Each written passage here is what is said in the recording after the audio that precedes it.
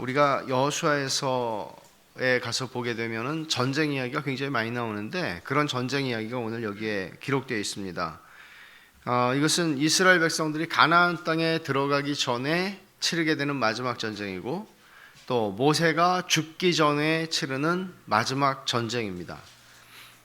그런데 이 전쟁은 사실 25장에서 우리가 봤던 사건이 있죠.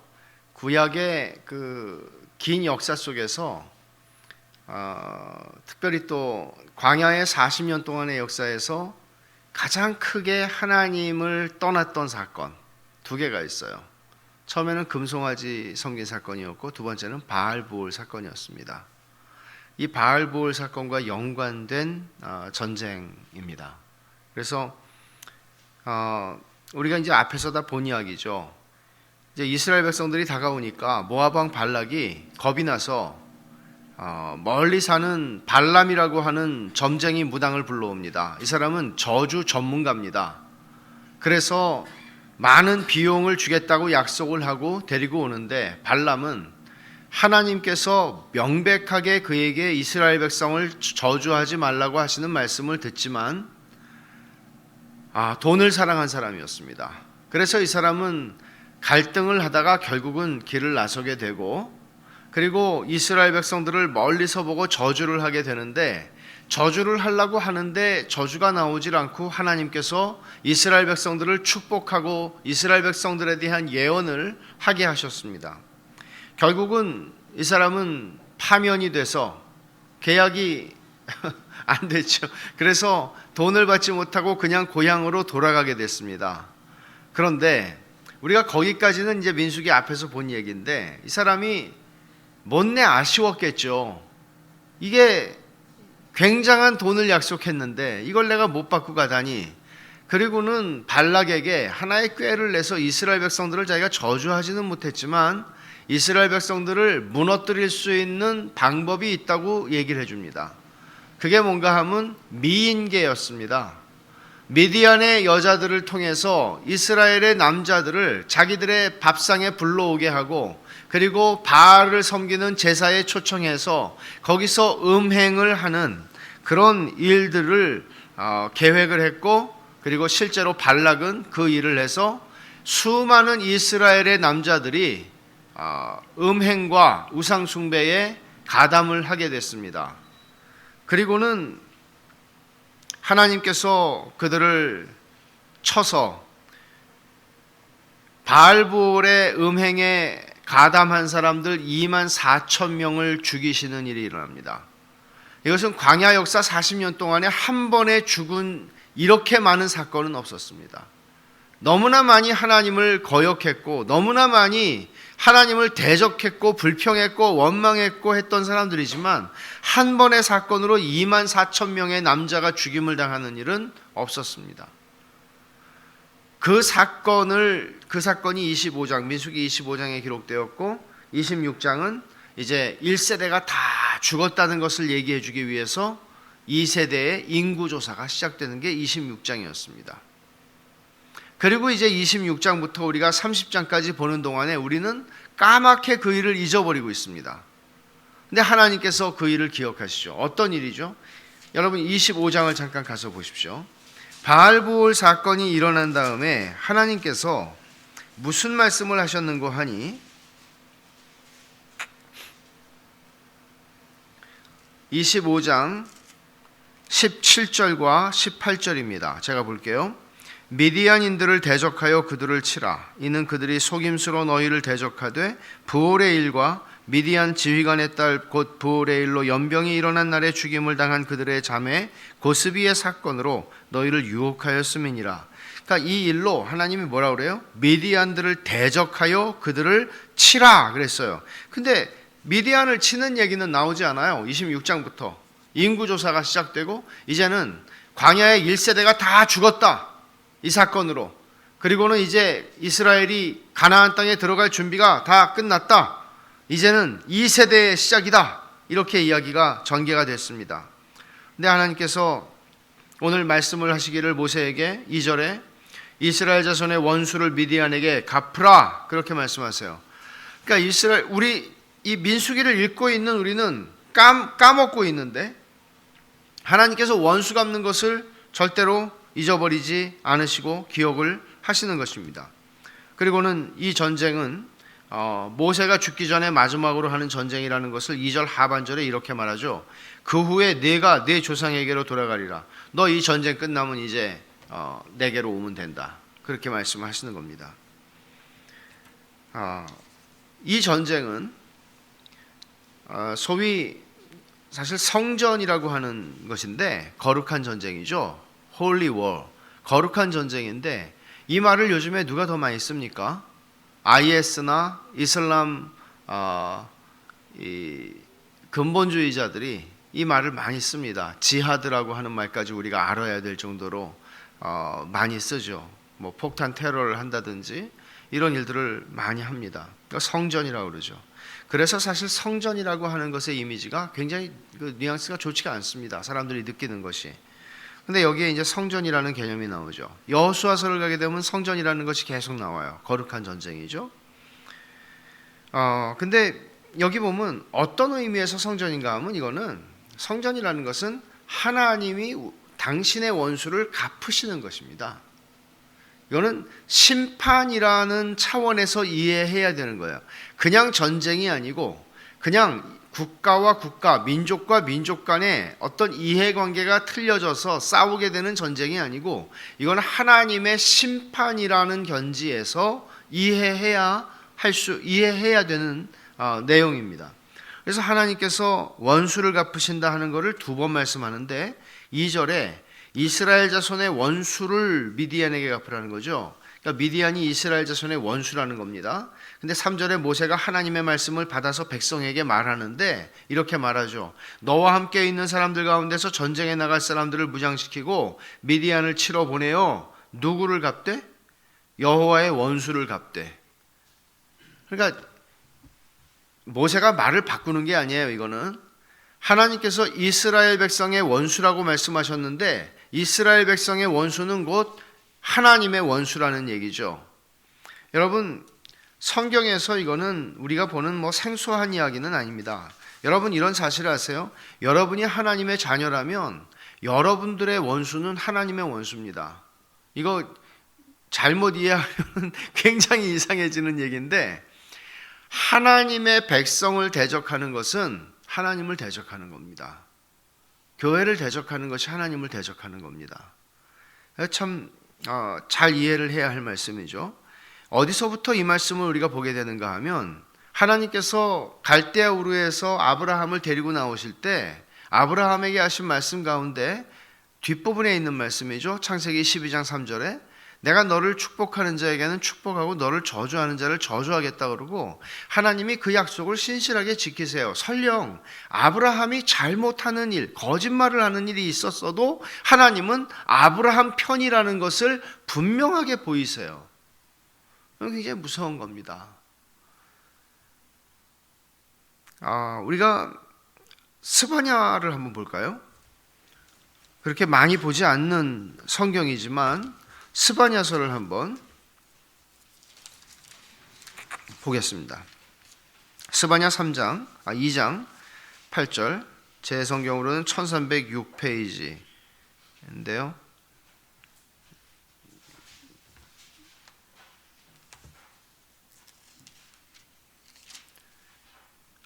스바냐 2장 8절부터 이 모압과 암몬에 대한 저주가 나오는데 심판의 메시지가 나오는데 이 말씀을 보면 이렇게 나와요. 오늘 사실은 미디안이 모압하고 연결되어 있는, 그러니까 미디안이라고 얘기하는 것은 굉장히 거대한 부족 연합체입니다.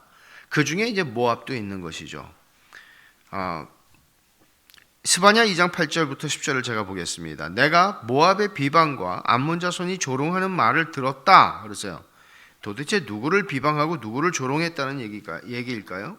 그들이 내 백성을 비방하고 자기들의 경계에 대하여 교만하였느니라. 그러므로 만군의 여호와 이스라엘의 하나님이 말하노라. 내가 나의 삶을 두고 맹세하노니 장차 모압은 소돔 같으며 암몬 자손은 고모라 같을 것이라. 찔레가 나며 소금 구덩이가 되어 영원히 황폐하리니 내 백성의 남은 자들이 그들을 노략하며 나의 남은 백성이 그것을 기업으로 얻을 것이라. 그들이 이런 일을 당할 것은 그들이 만군의 여호와의 누구에게요? 백성에 대하여 교만하여 졌습니다. 그러니까 하나님의 백성에 대해서 조롱하고 비웃고 교만하여서 그들을 업신여겼던 것에 대해서 하나님이 심판을 하시겠다고 말씀하는 게 지금 스바냐 선지자의 말씀이거든요. 그러니까 동일해요. 오늘 본문도 그렇고 성경 전체가 그렇습니다. 하나님의 백성을 대적하는 것은 제가 지난주 오후에 큰 죄가 있다 그랬죠? 교리 공부 시간에 큰 죄 중에서 하나는 기준은 누구에게 죄를 범하느냐, 사람에게 하는 것보다 하나님을 향하여 직접 죄를 짓는 것은 큰 죄다. 근데 뿐만 아니라 그 뒤에 제가 이런 얘기를 썼어요. 하나님의 백성인 교회를 향하는 것도 큰 죄다 그랬어요. 그 얘기를 지금 쓰는 겁니다. 주님께서도 이런 종류의 죄악을, 지금 바알보올의 사건을 얘기하는 건데 이런 종류의 죄악을 주님도 지적을 하신 적이 있어요. 누가복음 17장을 한번 가보십시오. 누가복음 17장에서 우리가 이제 잘 아는 말씀인데, 굉장히 잘 아는 말씀인데 이게 이렇게 연결이 돼요. 누가복음 17장 1절과 2절을 보면 이 말씀을 우리 같이 한번 읽어볼까요? 누가복음 17장 1절과 2절입니다. 예수께서 제자들에게 이르시되 실족하게 하는 것이 없을 수는 없으나 그렇게 하게 하는 자에게는 화로다. 그가 이 작은 자 중에 하나를 실족하게 할진대 차라리 연자 맷돌이 그 목에 매여 바다에 던져지는 것이 나으니라. 그러니까 단순히 한 사람, 그것도 작은 사람 한 사람, 작다는 것은 뭐 키가 작은 차원이 아니라 아주 사소해 보이는 사람, 그 사람 하나를 실족하게 하는 것이 차라리 연자 맷돌을 목에 메고 바다에 빠지는 게 낫다, 그렇게 얘기를 하죠. 그러니까 내가 다른 사람이 범죄하게 만드는 걸 얘기하는 거예요. 이 상황은 내가 혼자서 범죄하는 게 아니고 내가 다른 사람을 범죄하게 하는 상황이에요. 그러면 바알보올 사건을 보세요. 이스라엘 백성들을 범죄하게 한 사건인데 이거는 단순히 한 사람이 아니에요. 많은 이스라엘의 남자들이 이 죄에 가담했어요. 우상숭배와 음행이었어요. 뿐만 아니라 그냥 보통 사람이 아니라 보통 민족이 아니라 하나님의 언약 백성을 건드렸어요. 그냥 무서운 죄를 진 거죠, 사실은. 그러니까 하나님께서 내가 미디안을 치겠다, 원수를 갚겠다라고 말씀을 하시는 것은 심판의 과정 속에 있는 거지 단순한 전쟁이 아니라는 거예요. 우리가 이제 이런 말씀을 읽을 때 오해하지 말아야 하는 것은 이 말씀에서는 하나님이 미디안을 심판하시는데 이스라엘 백성을 하나님의 심판의 칼로 들어 사용하셨습니다. 근데 우리는 이슬람 근본주의자들이 성전이라고 얘기할 때 자기들이 칼이 되는 거예요. 알라의 칼이 되는 거예요. 근데 그렇게 보게 될 상황은 하나님께서, 그러니까 구약과 신약의 차이가 아니에요. 이거는 구약 시대에는 하나님이 그런 식으로 심판하셨고 신약은 그런 게 아니고 이거는 굉장히 특수한 예예요. 하나님께서 이 전쟁을 모세가 하겠다고 말한 게 아니에요. 그리고 미디안이 먼저 싸움을 걸어온 것도 아니에요. 백성들이 우리 전쟁을 하자고 부추기지도 않았어요. 이거는 처음부터 하나님께서 모세에게 말씀하셔서 미디안을 쳐라, 내가 그때 말하지 않았느냐 라고 말씀하시는 거예요. 그리고 어떻게 전쟁을 해야 하는지도 하나님이 다 지시하세요. 이거는 굉장히 특수한 경우라는 거죠. 일반적으로 하나님께서 일반 은총의 영역에서 심판의 칼을 주신 것은 정부의 기능이에요. 국가 정부의 기능이에요. 가령 북한 정권처럼 폐역하고 악독한 정권이 있겠습니까? 그럼에도 불구하고 북한 정권도, 제가 북한 정권을 뭐 우호적으로 말하는 게 절대 아니에요. 거기도 도둑질하면 감옥 갑니다. 제가 보지는 않았지만 상식적으로 그렇습니다. 거기서도 살인을 하면 중형에 처해질 겁니다. 김정은이가 살인하는 건 아무것도 아니겠지만은. 그러니까 기본적으로 정부라고 하는 것이 가지고 있는 이런 기능이 하나님께서 일반 은총 아래서 정부에게 맡기신 기능이에요. 교회가 만일 이런 기능을 하나님이 우리에게 주셨다고 믿게 되면 이를 크게 그르치게 되죠. 그 중에 하나가 교회 역사 속의 십자군 운동이었습니다. 칼로 이슬람의 세력을 정복하고 우리가 성지를 회복할 수 있다고 생각을 했습니다. 해야 한다고 생각을 했습니다. 그런 실수는 지금까지 800~900년이 지나가고 있음에도 불구하고 지구상에 있는 수많은 무슬림들에게 기독교를 바라보는 렌즈가 되어서 오해하게 만드는 것입니다. 심각한 일이죠. 우리의 의무는 로마서 12장에서 주께서 우리에게 말씀하신 바와 같이 원수가 줄이면 먹이고 원수가 목마르면 마시우는 것입니다. 그것이 하나님께서 우리에게 주신 저 원수를 심판하는 칼이 되라가 아니라 우리에게 주신 일반적이고 보편적이고 가장 근본적인 책임은 이것입니다. 우리가 칼이 되는 것이 아닙니다. 이 전쟁이 성전이라는 것을 보여주는 또 하나의 중요한 표시가 있어요. 그건 6절인데 모세가 각 지파에 1000명씩 싸움에 보내되 제사장 엘르아살의 아들 비느하스에게 성소의 기구와 신호나팔을 들려서 그들과 함께 전쟁에 보내매 그랬어요. 엘르아살이 대제사장이에요. 아론의 아들 엘르아살이 대제사장인데 그 아들 비느하스가 전쟁에 나가는데 뭘 가지고 나가요? 성소의 기구와 신호나팔. 그러니까 제사장은 일반적으로 전쟁에 안 나갑니다. 자기네 업무가 아니에요, 그게. 뿐만 아니라 전쟁에 나가면은 피가 튀기죠. 전쟁에 나가면 시체를 만지게 돼요. 사람을 죽이게 되고요. 제사장은 그렇게 시체와 접촉됨으로써 자신을 더럽히면 안 돼요, 의식상으로. 그렇기 때문에 전쟁에 안 나가는 게 일반이에요. 근데 지금 하나님께서는 모세를 통해서 비느하스를 전쟁에 내보내라고 그러시죠. 이 얘기는 이 전쟁이 성전이라는 얘기예요. 그게 중요한 특징이에요. 그래서 그냥 나가는 게 아니고 기구를 가지고 성소의 기구를 가지고 나가라고 그러는데 여기서 성소의 기구라고 그런 게 정확하게 무엇을 의미하는지는 우리가 정확히 몰라요. 언약궤일 수도 있을 거예요.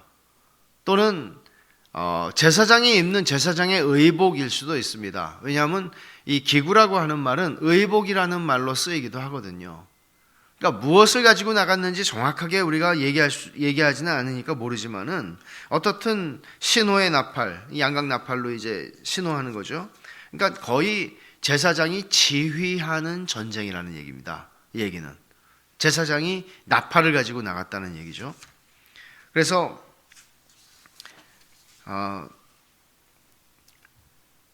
여기서 또 한 가지 볼 수 있는 것은 굉장히 적은 숫자가 나가요. 이 전쟁을 하는데. 여러분 26장에서 인구조사했을 때 60만 명이 장정이었어요. 근데 여기서 뭐라고 얘기를 하죠? 5절에 각 지파에서 1000명씩 이스라엘 100만 명 중에서 12,000명을 택하여 무장을 시키라. 그러니까 뭐 60만 명 많은 숫자를 그렇게 이제 표현하는 거예요. 천천인이라고 표현을 하는 거죠. 히브리 방식으로.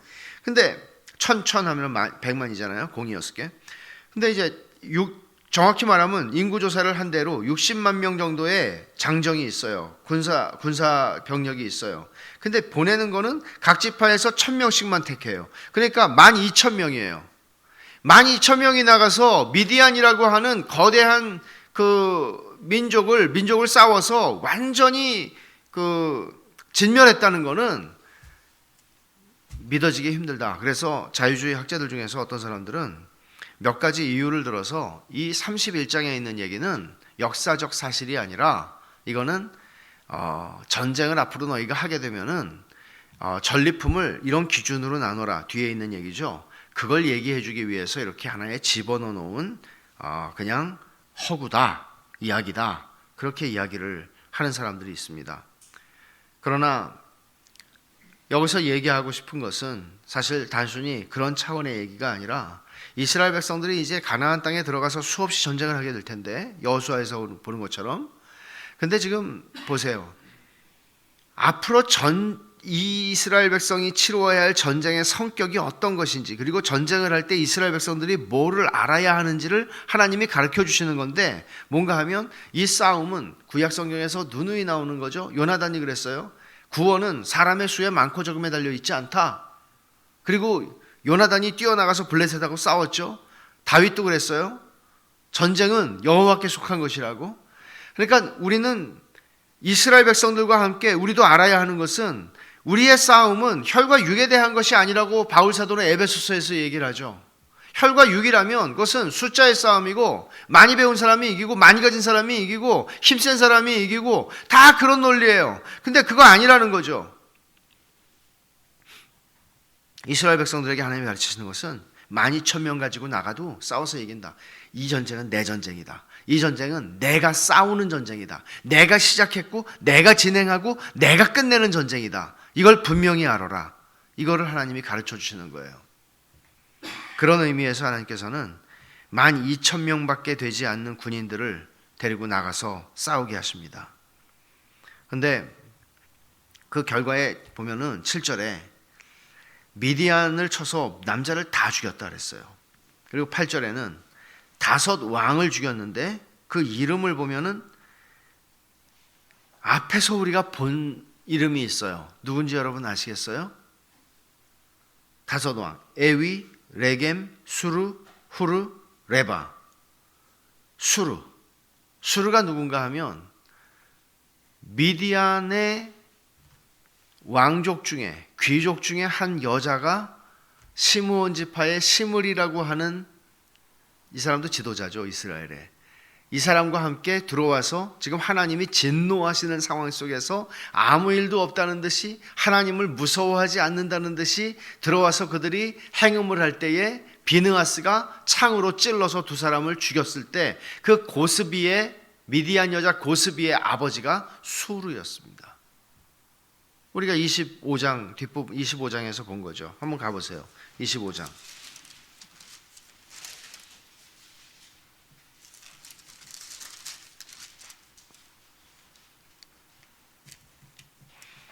18절이죠? 15절입니다. 죽임을 당한 미디안 여인의 이름은 고스비이니 수르의 딸이라. 수르는 미디안 백성의 한 조상의 가문의 수령이었더라. 그 사람이 왕이었다는 거죠. 그리고 여기서 죽은 사람이, 주목할 만한 사람이 또 하나 있어요. 8절 하반절에 누굽니까? 부올의 아들 발람을 칼로 죽였더라. 그러니까 발람이 자기 집으로, 고향으로 가지 않은 겁니다. 그는 꾀를 내고 여기서 지금 호위호식하면서 살고 있었던 것 같습니다. 발람도 하나님께서 칼로 심판하십니다. 돈을 사랑해서 하나님의 말씀을 팔아먹은 사람, 하나님께서 심판을 해서 죽이시는데, 이게 바로 죄가 그 사람을 찾아내는 것입니다. 죄가 찾아냅니다. 그게 다음 주에 우리가 보게 될 말씀의 중요한 주제입니다. 32장 23절을 한번 보십시오. 32장 23절. 모세가 경고하는 얘기인데, 이스라엘 백성에게 너희가 만일, 같이 읽겠습니다. 너희가 만일 그같이 아니하면 여호와께 범죄함이니 너희 죄가 반드시 너희를 찾아낼 줄 알라. 죄가 찾아낸다. 발람은 그렇게 해서 하나님의 심판을 받아 죽습니다. 그리고 이스라엘 군대는 많은 전리품들, 사람, 여자와 아이들 살려뒀죠. 그리고 전리품들을 가지고 아까 우리가 읽은 대로 어마어마하게 많습니다. 가축이 가지고 이스라엘 진이 있는 모압 평지로 돌아옵니다. 백성이 전장에서 돌아오는 군인들을 영접을 하는데 모세가 갑자기 화를 내요. 14절에 보면은 모세가 군대의 지휘관, 그 싸움에서 돌아온 천부장들과 백부장들에게 노하니라. 지금 기분이 다 좋았어요. 큰 승리를 하고 돌아오는데 모세가 노했어요. 이유는 뭔가 하면 15절에 너희가 여자들을 다 살려두었느냐. 이게 무슨 뜻이죠? 16절을 보십시오. 보라, 이들이 발람의 꾀를 따라 이스라엘 자손을 부올의 사건에서 여호와 앞에 범죄하게 하여 여호와의 회중 가운데에 연병이 일어나게 하였느니라. 그러므로 아이들 중에서 남자는 다 죽이고 남자와 동침하여 사내를 아는 여자도 다 죽이고 남자와 동침하지 아니하여 사내를 알지 못하는 여자들은 다 너희를 위해 살려둘 것이니라. 무슨 얘기예요? 이 바알볼의 음행이 있었을 때 여자들을 통해서 음행을 했습니다. 그런데 그 음행에 가담한 이스라엘 남자들은 다 죽었어요, 이미. 그러면 구약의 율법에 보면 오늘 우리나라에서는 몇 년 전에 그 간통법인가가 폐지가 됐죠. 근데 율법에서는 간통이나 간음은 둘 다 사형입니다. 여기 이제 무거운 죄였습니다. 그러니까 지금 이스라엘 백성들에게 일어난 이 음행 사건은 일종의 집단적 간음의 사건이라고 볼 수 있는데 그 간음에 연루된 남자들을 하나님은 죽이셨습니다. 이스라엘 백성들이죠. 그 간음에 연루된 여자들이 있습니다. 이제 그쪽을 하나님이 심판하시는 거예요. 제가 그랬죠. 이 전쟁은 그냥 전쟁이 아니라 하나님의 심판이라는 의미에서 이해해야 된다고. 그래서 하나님께서는 사내를 알지 못하는 처녀들이죠. 처녀들을 제외하고는 많은 사람들이 사실은 바알을 섬기는 제단에서 행음을 하는 것이 그 제의 속에 포함되어 있었기 때문에 그런 면에서 이들을 다 죽이라고 말씀을 하십니다. 이것 때문에 모세는 분노를 한 것이죠.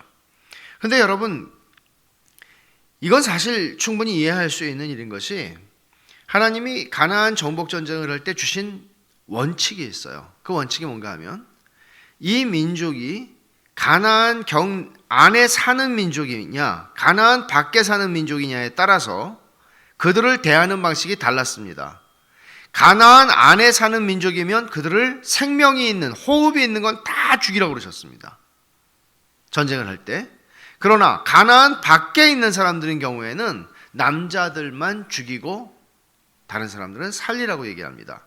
여자들과 유아들이죠. 그러면 이런 의미에서 보면 근데 이제 하나님이 가나안 안에 있는 사람들은 다 죽이라고 한 이유는 뭔가 하면 가나안 안에 그들이 살고 있으면 결국 이스라엘 백성들로 하여금 음행하게 할 것이고 우상을 섬기게 할 것이라는 거예요. 이유는. 그러면 지금 미디안은 보세요. 미디안은 가나안에 사는 사람들은 아니에요. 유목민이에요. 건조한 땅을 찾아다니는 사람들이에요. 근데 이 사람들이 광야를 다니는 사람들이에요. 근데 이 사람들은 가나안 밖에 사는 사람이에요. 그런 의미에서 이스라엘 군인 지휘관들이 제대로 했어요. 남자들만 죽였거든요. 근데 문제는 뭔가 하면 이미 미디안 사람들은 이스라엘로 하여금 크게 행음을 하게 했단 말이에요. 저질러질 가능성이 아니라 이미 행음을 만들었어요. 그런 의미에서 모세는 이것을 애매한 부분이 있기는 하지만 다 죽이라고 이야기를 한 것입니다. 그러나 다 죽인 건 아니죠. 좀 중도적인 해결을 준 겁니다. 그러니까 이스라엘 남자들을 하나님이 다 죽이신 것처럼 이 행음의 상대였던 여자들도 다 심판을 하시는 그런 이야기죠. 그러면 이게 이방인들에 대해서만 하나님이 그렇게 하시는 건 아니라는 거예요. 금송아지를 섬겼을 때 출애굽기 32장에 그때 하나님이 어떻게 하셨는지 여러분 기억하세요? 모세에게 하나님 뭐라고 그러셨어요? 내가 이 백성을 다 죽이겠다 그랬어요. 그렇죠? 그리고 또 이스라엘 백성들이 가데스에서 하나님께 반역을 했을 때 민수기 13장 14장에서 본 얘기죠. 그때도 하나님께서 이 백성을 내가 다 죽이겠다 그래요. 그때에도 가차없이 하나님 그렇게 하세요. 근데 어떻게 해서 살아나죠? 모세가 중보하죠. 그렇게 해서 하나님께서 그들을 사면하세요. 그러니까 이것은 어떤 특정한 사람들에게만 하는 건 아니라는 거죠. 무슨 얘기예요? 하나님 거룩하시다는 거예요. 하나님이 죄와 함께 거하실 수 없다는 거예요. 하나님의 존전 앞에 사는 우리는 거룩을 요구받고 살아간다는 것을 알라는 거예요. 그걸 19절부터 우리가 더 분명하게 보게 되는데 19절부터 정결의식을 행하라고 말해요. 너희는 이래 동안 진영 밖에 주둔하라. 누구든지 살인자나 죽임을 당한 사체를 만진 자는 셋째 날에 전쟁을 한 군인들이 사체를 만지지 않은 사람이 어디 있겠어요. 너희는 셋째 날과 일곱째 날에 몸을 깨끗하게 하고 너희 포로도 깨끗하게 하고 그 뒤에 보면은 전리품들도 다 그렇게 불이든지 물이든지 통과하게 하라는 거예요. 아니 하나님의 전쟁을 치르고 지금 왔어요. 근데 일주일 동안 들어오지 말래요. 깨끗하게 하래요. 정결의식을 행하라는 거예요. 이게 무슨 얘기예요? 하나님이 거룩하시다는 거예요. 우리가 무엇을 하든지 그 하는 무엇이 우리를 거룩하게 만들지 않아요. 1월 달에 우리가 상고했던 학개서의 말씀에서도 그 얘기를 했죠.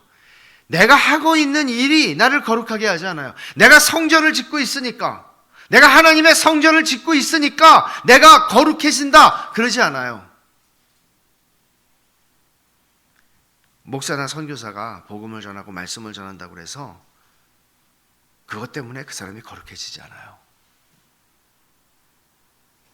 우리가 무엇을 하든지 그것이 하는 일이 우리를 거룩하게 만들지 않아요.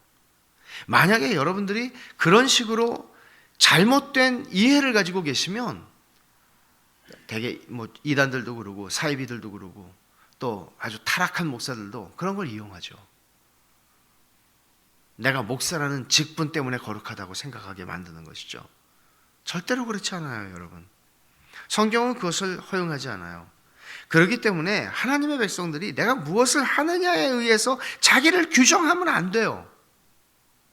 하나님은 속지 않으세요. 만홀히 여김을 받지 않으세요. 우리가 거룩을 추구하는 삶을 놓아서도 안 되고 놓을 수도 없는 이유예요. 히브리서 기자가 뭐라고 얘기를 합니까? 히브리서 12장 4절에 죄와 싸우되 너희가 피 흘리기까지 싸우지 않는다. 죄와 싸우긴 싸워요. 근데 피 흘리기까지 싸우지 않는다고 지적해요.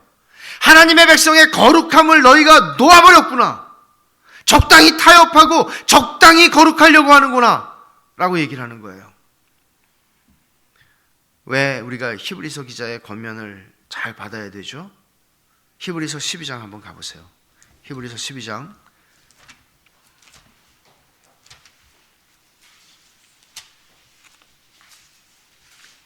14절에 여기 이유가 있어요. 히브리서 12장 14절 같이 읽겠습니다. 모든 사람과 더불어 화평함과 거룩함을 따르라. 이것이 없이는 아무도 주를 보지 못하리라. 모든 사람과 더불어 화평함과 거룩함을 따르라. 이것이 없이는 아무도 주를 보지 못하리라. 왜 여러분 주를 보지 못하면 어떻게 되죠? 고린도후서 3장 18절에 우리가 주의 영광을 보매 영광에서 영광으로 주의 형상을 따라 변하는데 그것이 주의 영으로 말미암는 역사다, 그렇게 얘기를 해요. 그러면 하나님의 형상을 봐야, 하나님을 봐야 우리는 하나님을 닮아가는 거룩한 성화의 일이 일어나요. 그게 성령께서 하시는 일이에요. 근데 하나님을 보지 못해요. 왜? 화평함과 거룩함을 쫓으라. 교회에 분쟁이 있어요. 교회에 분쟁이 크게 일어나진 않아도 내가 못마땅하게 여기고 내가 좋아하고 싫어하는 사람들이 정확히 있어요. 화평함을 깨요. 교회에 이런저런 갈등들이 있어요. 화평함이 존재하지 않아요. 그리고 거룩함을 따르라고 그러죠. 거룩함을 추구하라는 얘기거든요. 거룩함을 추구하라는 거예요. 그런 공동체 가운데 이게 혼자의 문제가 아니고 그렇게 모든 사람과 더불어 화평함과 거룩함을 따르는 공동체가 그게 없이는 아무도 주를 보지 못한다고 얘기를 해요. 성경 읽을 수 있어요. 설교 들어요. 그리고 모든 교회의 행사와 종교적인 일들이 다 있어요. 기도회도 하고요. 다 해요. 그런데 주를 보지 못해요. 그러면 바리새인이 되는 거예요. 모든 종교적인 행위에는 능해요. 할 거 다 해요. 빠지지 않고 해요. 근데 주를 보지 못해요. 변하지 않아요. 거룩하신 하나님은 어제나 오늘이나 영원히 동일하세요. 이때에만 하나님의 백성들이 그 피투성이가 되는 전쟁터에서 살아서 돌아온 것만 해도, 승리하고 돌아온 것만 해도 대단한데 너희들 7일 동안 정결하게 하고 다음에 들어와. 너무 야박하잖아요. 아니 우리가 싸우고 싶어서 싸웠나? 대표 선수로 나가라 그러는 바람에 차출돼가지고 나와 싸웠는데 뜨뜻한 물에 목욕을 시켜주지는 못할 망정 불만이 나오기 쉽죠. 나는 거룩하다는 거예요. 군인들이 가져온 전리품이 어마어마했습니다. 양이 67만 5천 마리, 소 7만 2천, 낙이 6만 천, 그리고 처녀들이 3만 2천 명이에요. 하나님이 배분의 기준을 정해주시죠. 나아가서 싸운 군인들 절반, 그리고 남은 백성들 절반, 12,000명이 많이 가지는 거죠. 그런데 그렇게 절반씩 나누고 군인들 가운데에서 군인들이 받은 그 절반 중에서 500분의 1을 하나님의 몫으로 드리래요. 그건 제사장의 몫이에요. 그리고 백성들이 받은 절반 중에서 50분의 1이에요. 이거는 10배의 차이 나죠. 50분의 1을 하나님의 몫으로 돌리고 레위인들이 많잖아요. 그러니까 레위인들에게 주라는 거예요. 이게 하나님이 정하신 분배의 원칙이에요. 앞으로 이스라엘 백성들이 전쟁을 하게 되면 이런 분배의 원칙을 따라서 나눠야 된다는 거죠. 그런데 여기서 끝나지 않아요. 얘기가 이제 진짜 이 멋진 결론이 있죠. 하나의 얘기가 더해지는데 48절 이하에 군대 지휘관들이 모세한테 나와서 말해요. 사람 수를 세보니까, 군인들 수를 세보니까 뭐라는 거예요? 하나도 안 죽었대요. 그래서 자유주의 신학자들이 이거 거짓말이다 그렇게 얘기해요. 아니 무슨 전쟁에 하나도 안 죽는 전쟁이 있어요? 무슨 사무실에서 싸웠나요? 하나도 안 죽었대요. 그것도 12,000명밖에 안 나가서. 그러니까 이 군대의 지휘관들이 이거를 보면서 사실 머리카락이 서는 거예요. 승리에 도취해 있을 무렵에 숫자를 다 점호를 해보니까 하나도 안 죽었어요. 세상에 이런 일이 어디에 있습니까? 그러니까 군대 지휘관들이 모세에게 나와서 이 말을 하면서 머리칼이 서는 것 같으면서 그들이 느낀 거는 뭔가 하면 하나님의 은혜가 실로 크다, 과분하다 하는 거예요. 그래서 이 사람들이 어떻게 합니까? 49절과 50절에 보면 모세한테 이렇게 말해요. 당신의 종들이 이끈 군인을 계수한 적 한 사람도 충나지 아니하였기로 우리 각 사람이 받은 바 금패물 곧 발목걸이, 손목걸이, 인장반지, 귀걸이, 목걸이들을 여호와께 헌금으로 우리의 생명을 위하여 여호와 앞에 속죄하려고 가져왔습니다. 그러니까 금으로 만든 패물들이 많았는데 이것들은 군인들이 싸우면서 다 자기들이 가지게 된 전리품들이에요. 이거를 자기들은 지금 하나님이 정해주신 대로 다 바쳤어요. 다 나눴고요. 다 할 바를 다 했어요. 의무적으로. 근데 더 하겠대요.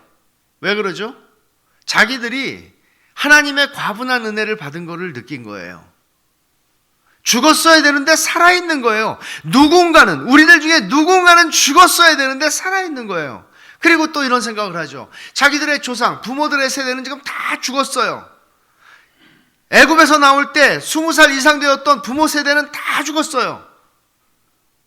근데 그들과 우리를 비교해보면 우리도 하나도 다르지 않은 인간이에요. 죄인이에요. 우리 부모들은 하나님을 거역해서 다 죽었어요. 근데 우리는 살아있어요. 심지어 이 전쟁에서도. 그러니까 이런 거죠. 주님, 이렇게 금패물을 하나님께 드리면서 이들이 고백하는 건 무슨 얘기예요? 50절에 뒤에 있는 말씀, 이게 중요한 얘기인데 우리 생명을 위하여 여호와 앞에 속죄하려고 가져왔나이다. 이게 자기들의 생명값, 자기들의 목숨값이라고 하나님 앞에 드리는 거예요. 그러면서 고백하는 게 뭔가 하면 하나님, 우리 생명은 우리에게 속한 게 아니고 하나님께 속한 겁니다. 이렇게 고백을 하는 거죠.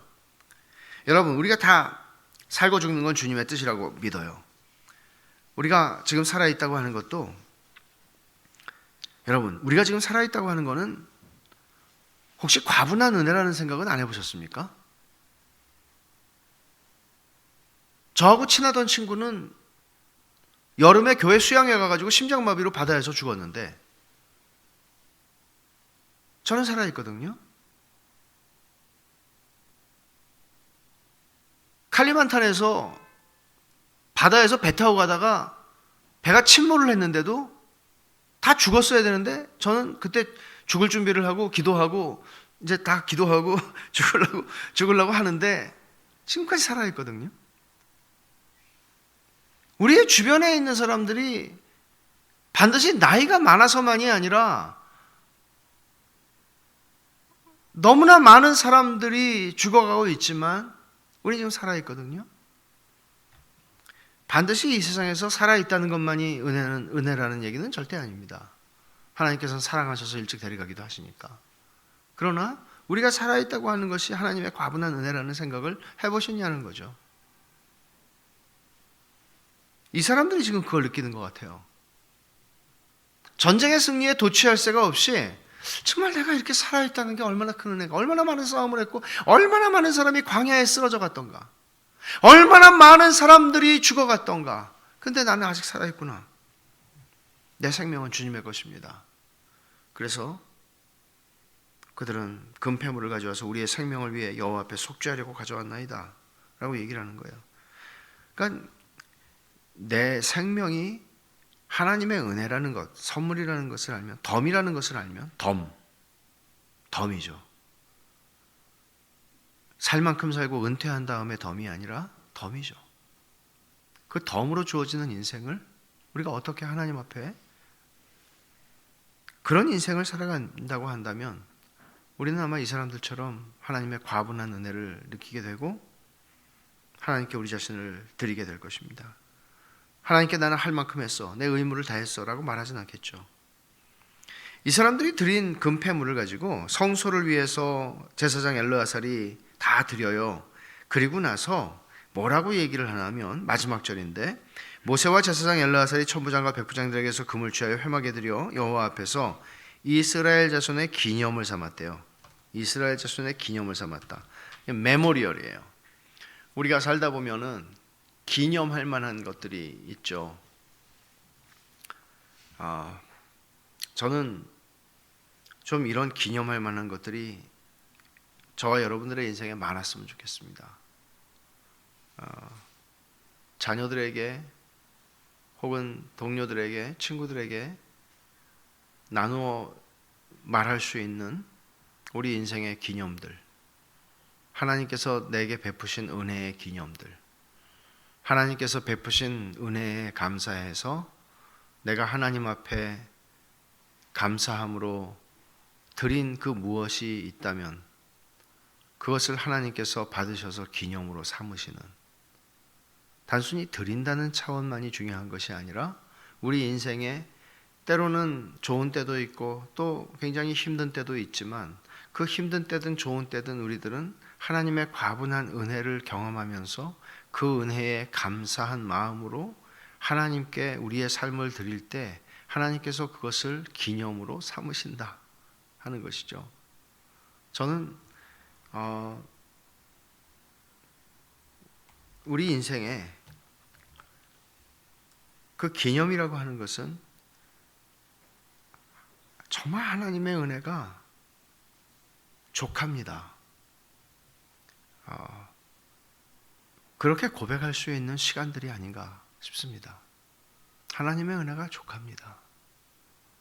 우리는 뭐가 부족해서 하나님한테 이것도 달라고 그러고 저것도 달라고 하지만은 주님의 은혜가 족합니다. 바울이 자기 기도가 거절된 후에야 그걸 깨닫죠. 고린도후서 12장에서. 우리도 그렇습니다. 내가 원하는 것들이 다 이루어지고 그거는 이루어지든 이루어지지 않든 별로 중요한 거는 아닙니다. 근데 내가 하나님의 은혜가 족하다는 것을 아느냐는 중요합니다. 그리고 하나님의 은혜가 족하다는 것을 알아야, 아는 때가 하나님께서 그것을 우리를 위한 기념으로 삼으시는 순간들인 것 같습니다. 하나님이 그런 은혜를, 그런 기념들을 우리 인생에 충만하게, 풍성하게 채워주시면 좋겠습니다. 기도하겠습니다. 하나님 아버지, 고맙습니다. 전쟁에서 승리하고 지고 하는 것이 문제가 아니라 그리스도 안에 있는 자들은 이미 모든 전쟁에서 이긴 자들이고 질래야 질 수 없는 사람들인 것을 고백합니다. 감사합니다. 하나님 아버지, 저희가 인생에서 원하는 것을 얻든지 못 얻든지 하나님께서 저희에게 베푸신 은혜는 언제나 과분하다는 것을 알게 하여 주시옵소서. 그리고 그 과분한 은혜에 감격하고 감사하여 그저 의무만을 최소한 행하고 살아가는 인생이 아니라 저희 자신을 주께 드리는, 그러므로 주께서 그것을 우리를 위하여 기념으로 삼으시고 그런 기념이 될 만한 일들이 저희 생애에 가득하게 하여 주시기를 구합니다.